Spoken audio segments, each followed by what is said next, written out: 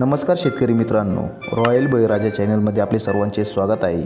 आज आपण बघणार आहोत टोमॅटोचे बाजारभाव। मित्रांनो, जर कोणी चॅनलवर नवीन असाल तर चॅनलला सबस्क्राइब करून घ्या।